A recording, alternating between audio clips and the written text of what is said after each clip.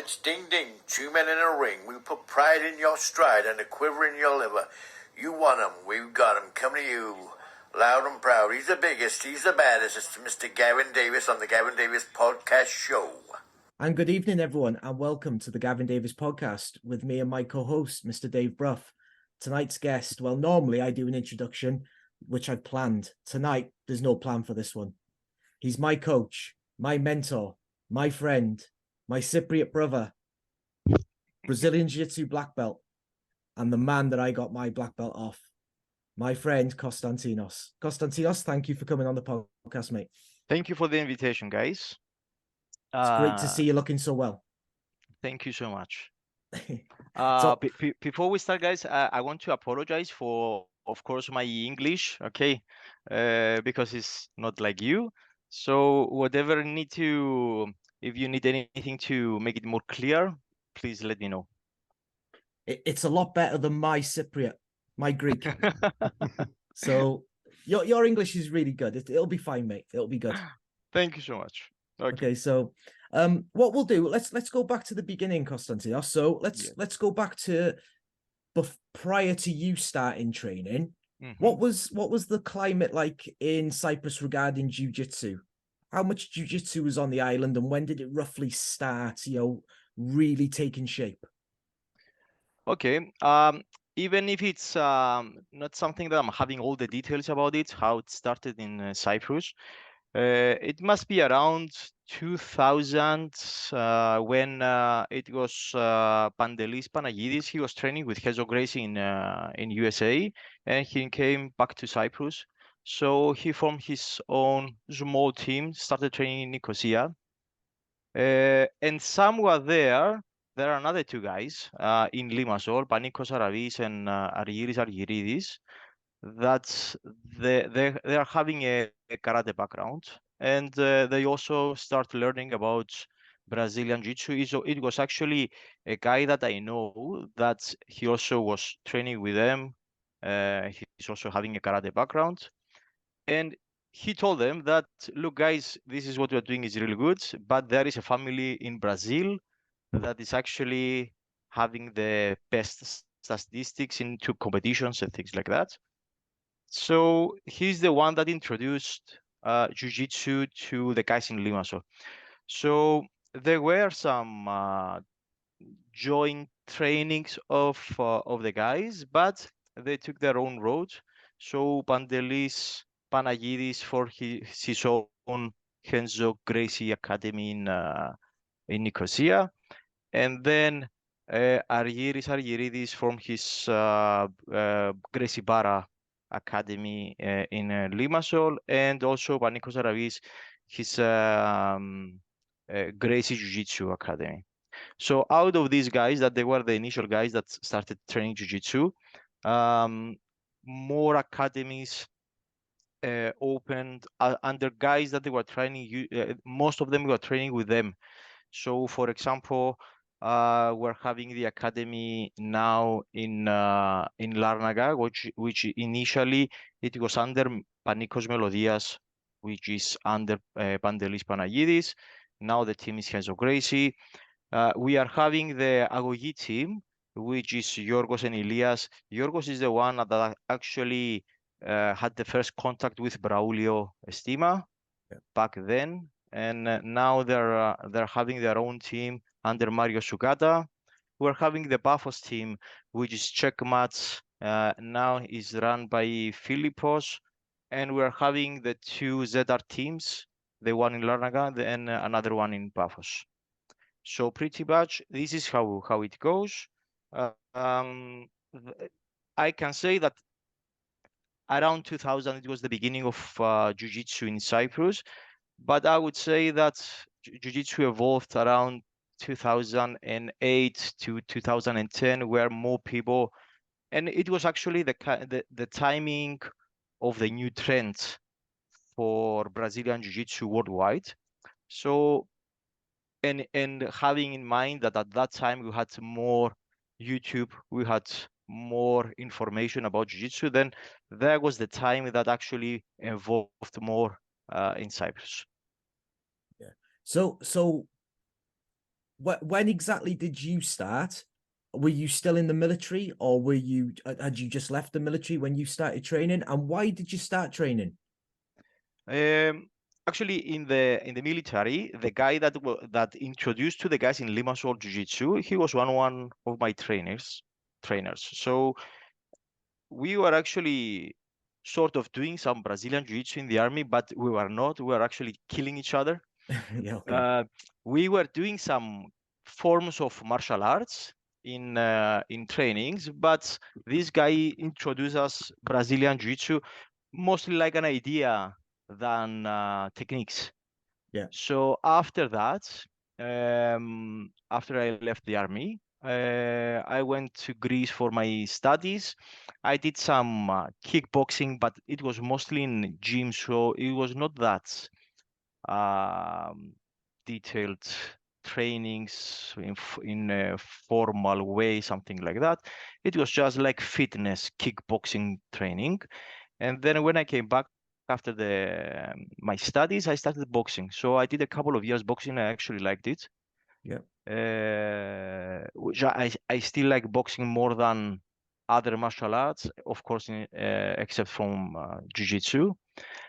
And then when I moved to Limassol, I was always fond of Greek philosophy. So I always wanted to learn about Pankratio. If you have any idea about what is Pankratio, Pankratio is the The actual ancient martial, games. yes, which is the actual sport of the compact sports. Yeah. If I will say it correctly, it was Pankratio and Panmacho. Panmacho was the art for the war, Yeah. and Pankratio it was actually like what we're having today with martial arts competitions. Yeah. So, but there was no one following that form of martial arts, and there was a guy. I was working with his wife, and he told me, "Okay, why don't you coming to do what we are doing?" And I asked him what we are actually doing. It's something like judo, MMA, wrestling, things like that. It was at that time. It was around 2007, something like that, 6 to 7, something like that. And at that time, imagine that we were not even able to explain what Brazilian Jiu-Jitsu is at that time. So when I went to the first class, I actually loved it because I was very, very athletic. I was strong. I was having the confidence on standing in front of the other one and actually fight. But every time I was approaching that guy, I even managed to do a takedown. But every time I was going close to the guy and he was able to have a grip over my lapel, he was choking me. And then I said, "What is this thing?" And that was the time I started doing my Brazilian Jiu-Jitsu. Okay. Okay. I'm gonna bring Dave in because I know Dave's got some little bits for you.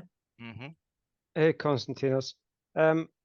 Looking back on your early days in your training and where you are now, what did you find, or what do you think the most important principles are through the early part of jiu-jitsu training, or the principles that guide the white to purple belt? Okay, so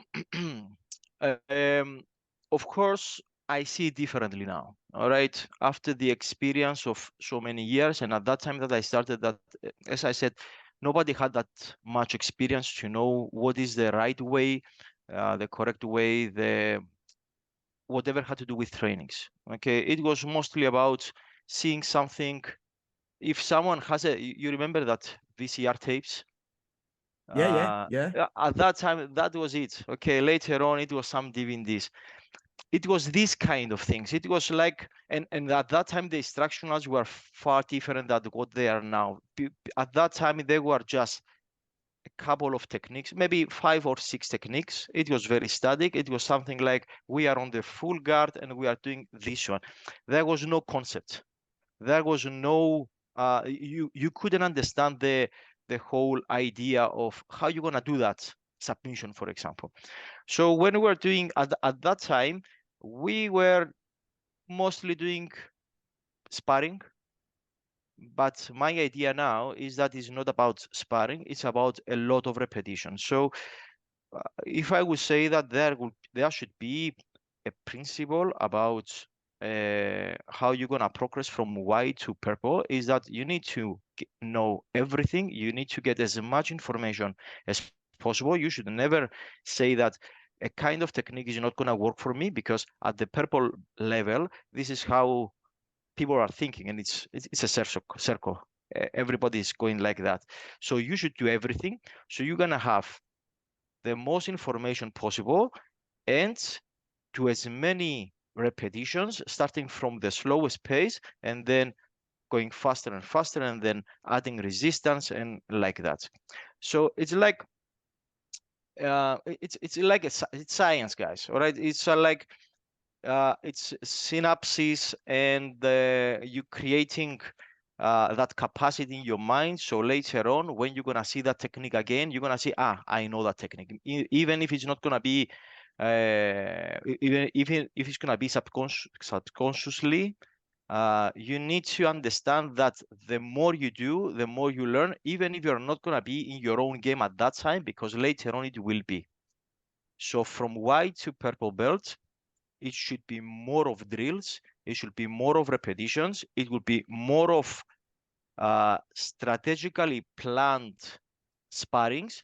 So it's not going to be all the time hard sparrings, all the time.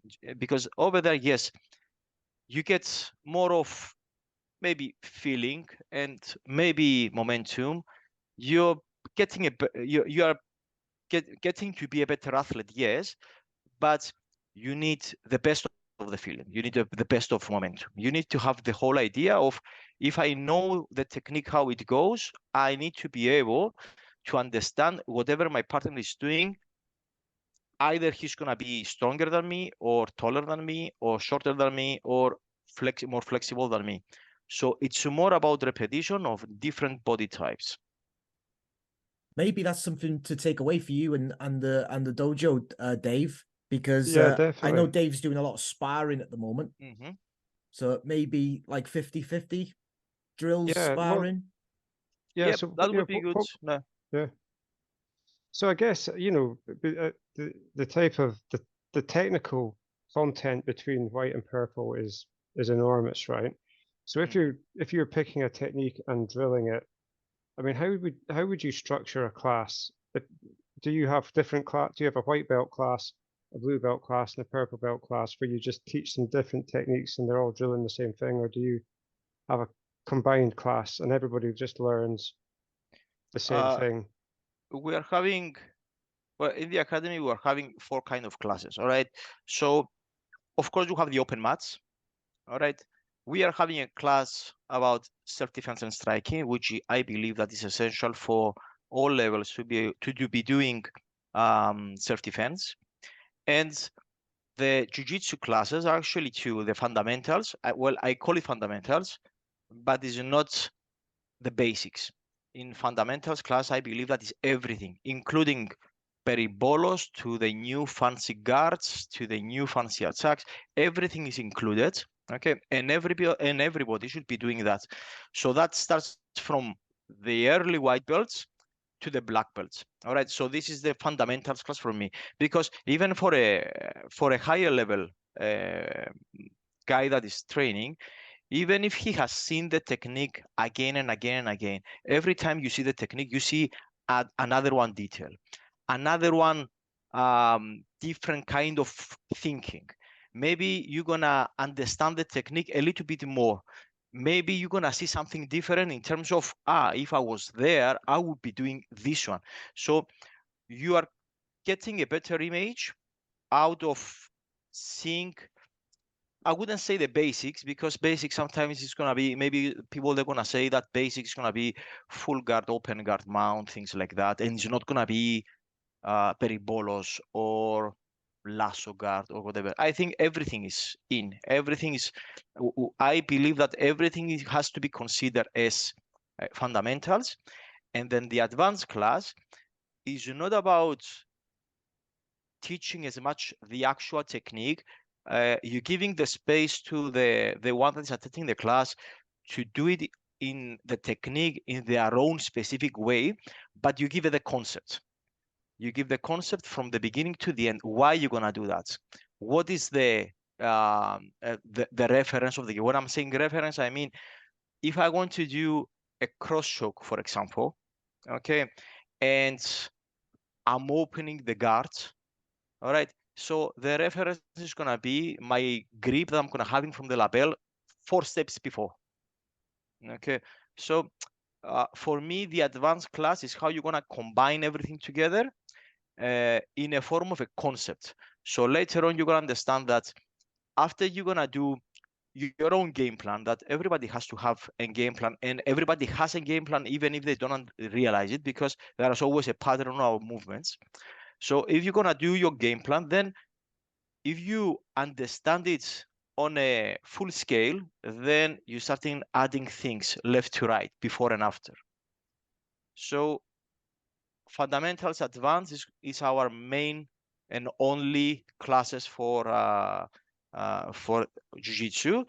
And if I will be adding another class, it will be definitely be a competition class, which is going to be with timing, specific things, specific instructions on what you're going to do, how you're going to start, how you're going to end. One thing I just want to pick up on that as well, Dave, for what Constantinos has said, the self-defense class is not a British Jiu-Jitsu self-defense class. It's Gracie combat style. So it's very from like a Gracie self-defense system, and then from obviously a combat self-defense system amalgamated. Mm-hmm. So for us, we are having a really good guy, he's very, very experienced in that field. So it's Andreas. Andreas is doing and he has the freedom to do it as how he likes, because he's even having experience in this kind of the use of Brazilian Jiu-Jitsu much more than me. Because he's a policeman, and this is what he's actually doing, even if he's I think you are on the same weight. If I'm not mistaken, you are on the same weight, or no, he is heavier than me. I think he's about 70, isn't he? I think he's about 70 kilo maybe now. less. Maybe he's even less. But anyway, Okay, he knows how to use the technique, the proper technique. So you're gonna be safe. You are not gonna use excess force. You're not gonna get in trouble with the police because you did something that you shouldn't, and goes like that. So Andreas is doing that class, and I'm really happy seeing the results of this one. And in general, I would say that because in jiu-jitsu we are training too much. At the time you get into jiu-jitsu, you're getting so much excited about learning techniques, how you're gonna do the armbar and the triangle and so on, and we are leaving everything behind. And I think that if you get up to the purple belt and you are not even able to stand and having a proper stance, or even for demonstration reasons to throw a punch and it's gonna be something that is gonna be looking good, I think it's embarrassing for our sport. So that's why I'm saying to everyone that they need to go through that, because in any case, you never know. In Cyprus, we are pretty much safe over here. There is no way that you can never say that, of course, but there is no so much threats that you're gonna need to use your self-defense skills, but you never know, isn't it? Yeah, definitely. Yeah. I think at the end of the day, it's a martial art. And so if there isn't a self-defense element, it kind of betrays its origin, doesn't it? Yeah, that's true. Even if, for me personally, for example, I believe that it's good to know self-defense, but I'm not interested at that time on the self-defense aspect. I'm more interested on the more sophisticated idea or understanding I'm having for jiu-jitsu, which is not punching, kicking, and things like that. Is more about reading my partner, what he's doing, and moving on and playing and enjoying the game. But that's jiu-jitsu. That's within the academy. All right. Everybody needs to know what may happen outside of the academy. Okay. Let's talk about competitions. So you've done a lot of competitions. What's your favorite moments in competitions? Favorite Well, memories? I had a number of competitions. I would say that my good times were about purple belt to brown belt. I'm not really into or remember the good times, the wins, and so on. I'm mostly remembering how I lost, and not in a bad way, in the absolutely positive way.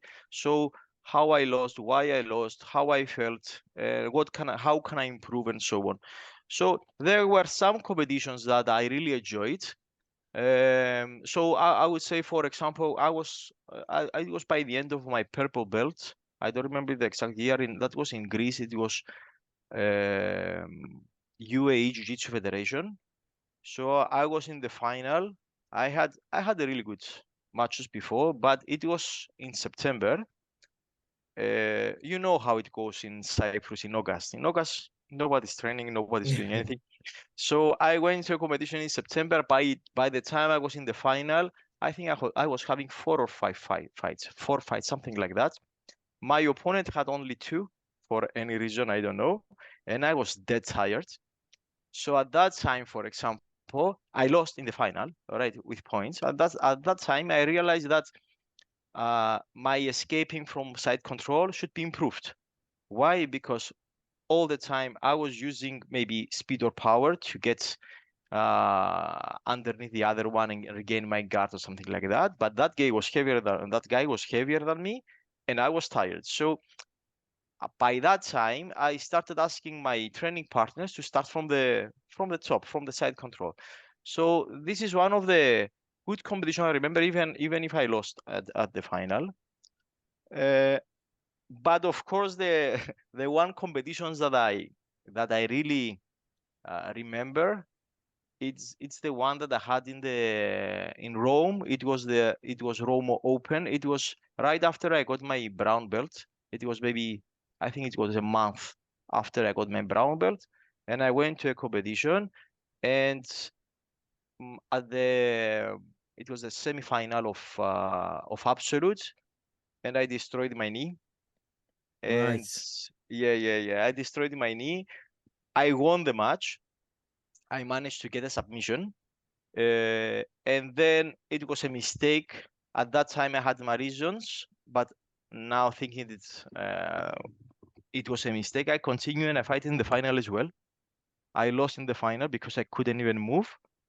But I remember Paddy saying to me that I'm lucky that he was not there to get into the tatami area and kick me out, going to the final with a broken knee. So Yeah. I remember Paddy telling me about this. Did you were you in the lockdown and you came out of the lockdown the wrong way, or was it a twist through the lockdown or something? Well, actually, I was the guy that was fighting was 2 categories heavier than me. Yeah. But this is sometimes you get the confidence that I'm winning the match and I can do everything. That's how I felt by the time we had the initial grips. So I managed to get him down to the ground. I was on the top half guard. He got me into the lockdown, but I realized that he didn't know how to exactly use it. Okay. So I was thinking to myself that it's okay because he's gonna extend the legs, but he's not gonna be able to sweep me because he's not using the hands and so on, and his back was not exactly flat on the ground. So, and I was able to escape. So I was thinking of a knee slide after he's gonna extend the legs. But what he was actually doing, because he realized that I'm passing, he extended the leg and he put me like a cross choke on the top. So there was no choke. But what happened is that my knee got a wrong angle. And I was so focused at that time that not only I heard it, I also tasted it. So there was a kind of taste, and I believe that I was so focused at that time. So then I started thinking of what I will do now. I know there is a damage. So should I stop? No, I will never stop. So what I will do? So I decided that I'm gonna roll to the opposite side. So I will go to the underneath. Yeah. So I had an advantage. It will be 2-2, and I was having an advantage. and then try to play a guard from there, trying to do something from there. So when I went on the bottom, I managed to from there to get the back of the guy because I was having a collar grip. He did a mistake. I get higher. I got his back. I went for the choke and I managed to go for a double collar choke, and I won the match like that. And then I had to decide if I was going to the final or not. And then I said that's okay, I can do it. But that was a mistake because the damage could be much, much more. Was it swollen? Did it swell up straight away, or was the swell straight on? And it was even worse because by the time I finished the final, I went to the doctors over there. It seems that they were not so much experienced. They tried to with the spray of ice. Yeah. They did it, but they did it from so close that actually burned my skin over there. So I couldn't even do the surgery right on, and I had to wait a month because if I was doing the surgery a couple of days after this one, there was a threat that there was going to be how you say it,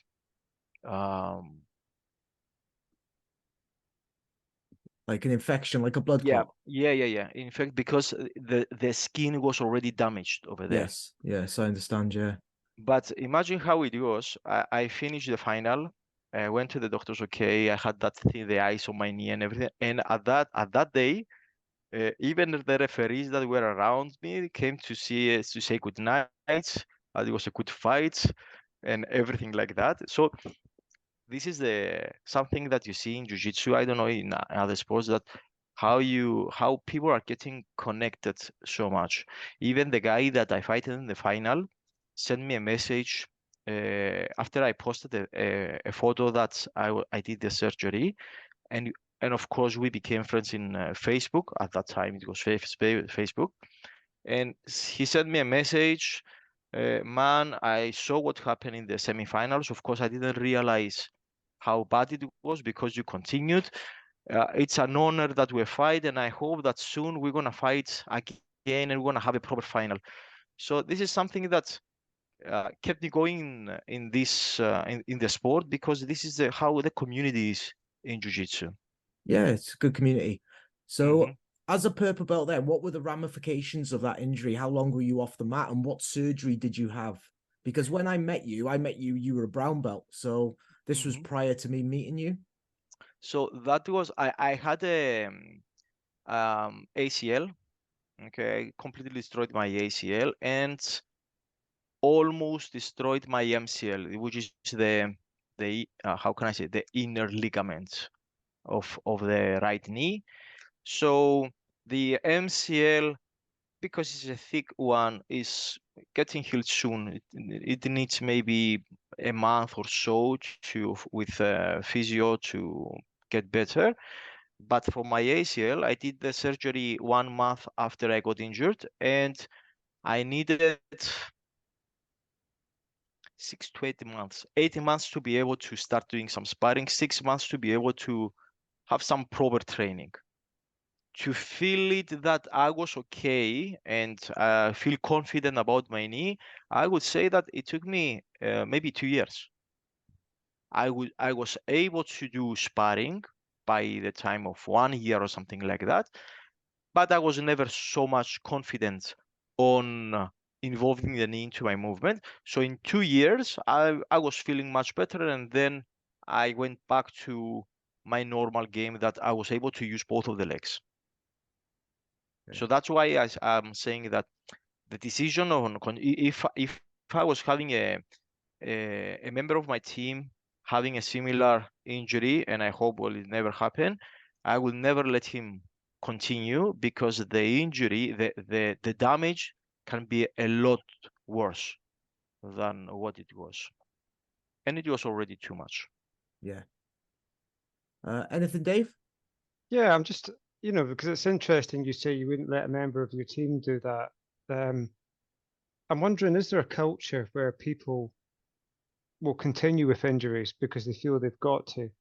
They feel they're in this contest or a fight, and it's makes them less of a man or something if they don't continue fighting. I'm just wondering, what's the, at what point does that mindset become a limitation in a competition rather than actually a winning mentality? Well, it depends on who you are and what you're doing. All right. Of course, it never makes you less of a man or something like that. Um, if you are looking to be a professional competitor and you're gonna have the ideal team on helping you on recovering, and you're gonna have the ideal I don't know, from nutrition to trainings and things like that. So if you are a professional competitor, okay, this is up to anyone. This is up to you if you're gonna decide that I'm gonna take the risk. All right. I believe that it never worth the risk, because in any case, even if you are a professional, if you stay out for 6 months or for 8 months, or whatever, it's a step back, isn't it?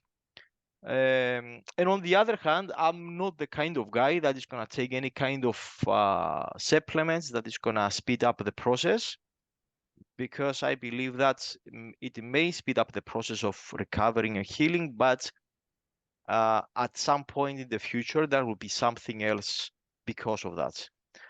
So I would say that yes, it's up to anyone, but especially for competitions like that, it was at that time it was the it was Rome Open, and then the next day it was the Europeans, IBJJF. All right. So what's the purpose and what's the reason on taking the risk for this kind of competitions, then where the only thing that you can get is at the maximum a medal? So I don't believe that it's worth it. It works on taking care of yourself, so you're gonna be able to train up to, I don't know, 70 years old. So if you're taking risk, no, you're not gonna be able. And see how many high level professional competitors are not able to do anything by the age of 40. Yeah, So it's interesting. Part of what you said there, Constantinos, was that, so obviously you had a very long rehabilitation process where you weren't training. So part of your motivation was the community, you said, the community gathering, the Brazilian Jiu-Jitsu community gathering around you and supporting you through that. How did that keep you going through that period? Because were you still going to the club and doing anything, or were you just off the mats completely? Well, at that time, I was teaching anyway. I was having my own classes. I had some people that for the first maybe 4 months or 5 months, 4 months, they were taking my classes. But up to the point I was able to even uh, when I was able to show the techniques, to do the techniques, I was there. I was not sparring. I was not allowing any pressure over my knee, but I was there. But at that time, I was already into teaching jiu-jitsu. So I was not just training jiu-jitsu. I was there. I was teaching jiu-jitsu. So it was part of my life. I believe that someone else, if there's, and this is why I'm a little bit more strict on what kind of techniques you can use during training and what movements that you shouldn't do on trainings, is that if someone is just training jiu-jitsu because they're enjoying it and they're having a family and their own job and things like that, an injury of that kind, they're not gonna let them come back to jiu-jitsu. And even worse, now that I'm running my own academy, I will feel like responsible of or whatever is gonna happen in their own life. So imagine if you are having a kid and you're not able to get it up because your knee has been destroyed in jiu-jitsu. So that's why I'm saying it doesn't worth it. You need to be very, very careful, so you're gonna be able to train as long as possible, because jiu-jitsu is so beautiful and you need to keep it in your life. It has to be actually your lifestyle. So to be a lifestyle, you should be able to train, isn't it? So if you're taking risk and if you're training in a way that you may get or you may harm the others, So something is wrong there. So we need to people that's like us that we do have experience on injuries. We need to make people understand that, as I'm saying, it doesn't worth getting that risk. It doesn't worth on moving on things like they may get you out of training for even a week, even a month. Yeah. I always feel if I'm off the mats, I'm going backwards. It's a psychological thing as well. Yeah, that's true.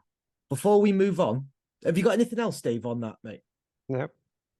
Before we move on, I just want you to tell Dave about when you took Andriagoras and Vasilis to the Euros, and they didn't make weight. So This actually, is a great story. Andriagoras, I think he made weight. Right. Okay. And I will tell you the story about Andriagoras. So it was actually Vasilis. Vasilis, it was his first competition. Vasilis is one of the guys that's he was there by the first day we started House of Jiu-Jitsu, and going for a competition for Vasilis is something that is way out of his comfort zone. All right, so he was not so into sports when he was young. He's a You understand how he is. He decided to go, and only that he decided to go to a competition that's huge. Yeah, the Euros is massive for your first comp. Yes, exactly. And imagine going there, and he told me, I think he was 1.3 kilos above weight. And he told me what to do. And I told him, okay, we're going to give our best and you're going to make weights. I'm saying he did the most of, I don't know, training, however you're going to call it, in his own life, in his whole life. So he started running, push-up, burpees, everything. He was running up and down. He was changing clothes. He was setting so much. He was changing clothes all the time. So he actually made it at the weigh-in again, but he was, I think, around 200 above his weight class, and he couldn't fight. But he was actually he was a winner at that day. So this is how I saw it. And at that time, to be fair, no, he was 100, something like 100 grams. So at that time, to be fair, I could tell him to even change the belt or something like that, and maybe he could make weight. But he was so tired. He was white. He was. He'd been eating the breakfast buffet as well, hadn't he, Yeah. on the sly. Yes. So many stories about this one. Brilliant.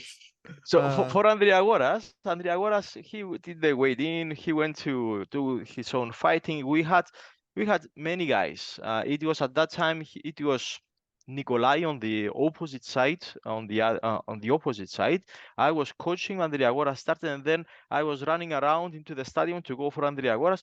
By the time I went over there, the other guy was on top of him on the side control. And I was asking the guys, what happened and so on. They told me they started double pull guard and whatever. Okay. He did a game, and at the point, the guy was on his side, and he was passing, and I was telling him to move a little bit his hips back, so he could get at least his knee inside, so he will start defending and go for another kind of guard. And then when he finished, he came to he came back to where he was changing and so on. And he started saying me about his own game, and I was thinking that if we were seeing if he was doing the match I was seeing, because he told me that the other guy did this one and they did, because when it's your first time, you don't actually see what is happening. No. And we were laughing a lot among others. We were laughing a lot because he was saying me about the half guard that he was holding. And there was the thing that we were saying to Andrea was about the invisible half guard, because there was no half guard. The other ones was on the side. Yeah. He phoned me last week and he said he's up in Nicosia now. He's moved up to Nicosia. So he said how much he misses it. and at Hodge and Yes. everything. But yeah, I spoke to him last week actually. Dave, have you got any more points for Constantinos on that, mate? Yeah, no, not on that point, Gav. No. Okay, so Constantinos, what's the vision for Hodge for House of Jiu-Jitsu? The vision. Okay, the vision is the same as day one. All right. The idea of forming House of Jiu-Jitsu, which, to be fair, when I left from Gracie Baja, I was not with the idea of opening an academy. I had several discussions with many guys and other people that they are owning academies, and I said that if we're gonna do an academy, it has to be on a way that I will be enjoying most. All right. Of course, the meeting Charles Necromonde, which is our head instructors, which is, Charles Necromonde, one of the top competitors, but on the other hand, he's one of the best guys possible. We're having lots of fun when he's coming into Cyprus. He's going to be here for a whole week, starting from next Tuesday. Yeah. So with Charles, we discussed, I told him my idea. He told me his idea. What I'm looking for House of Jiu-Jitsu is that it's gonna be a training academy that is gonna be focusing a lot on people rather than business. So I'm lucky enough now to have my other job, my actual job. I'm working in a company and I really like what I'm doing with an amazing team. Many of them are doing jiu-jitsu, and most of the meetings, instead of talking about our what we need to do over there, we're discussing about jiu-jitsu stuff. But I would say that I'm lucky enough to see House of Jiu-Jitsu as my own hobby, as a way that I'm enjoying my sport, my friends, and everything like that without considering the financials. And I'm saying again, I'm lucky because I know that not so many people are able to do that. When you are opening an academy, it's not an easy thing. It's actually the opposite. You need to pay all the bills. You need to make sure that people are coming in, so they're gonna be paying and so on.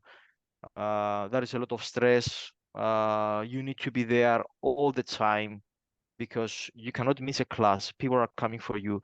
But now at this time, I'm having so many people that they're teaching over there that I don't even consider the school to be my own. I consider that school to be part of everyone that is coming over there.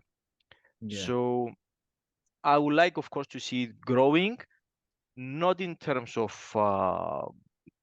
big numbers or something like that, growing in good people. You know that if there is one rule in this academy, it's only about being a good training partner. Yeah. So if and I don't mind on someone to be competitive, but I do mind if someone is not respecting or is too aggressive or he's doing anything in a way that may cause any injury to someone else. So this is the basic rule that I'm having into this academy, and I want it to grow in this way, and grow not only specifically here in Limassol, but anywhere else through our students, through our people, that they're gonna having the same principles. And at this point, I must say that I'm really enjoying it, and if I enjoyed it myself, it means that I'm gonna go over there, I'm gonna do the class, I'm gonna do it the best possible way, and I'm gonna make sure that everybody that leaves from there, I mean, from the time they get in, by the time they're gonna get out, they're gonna feel much better than the time they got in. Yeah. And I think That's my that opinion. I've been watching Victoria's clips, and you've got a number of people in the gym that have got so much potential to be top competitors as well.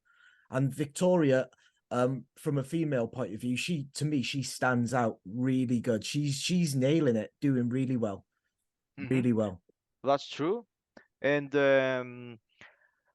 Now, I will say about Victoria, and I think she knows it, that she has been to competitions and she had many losses.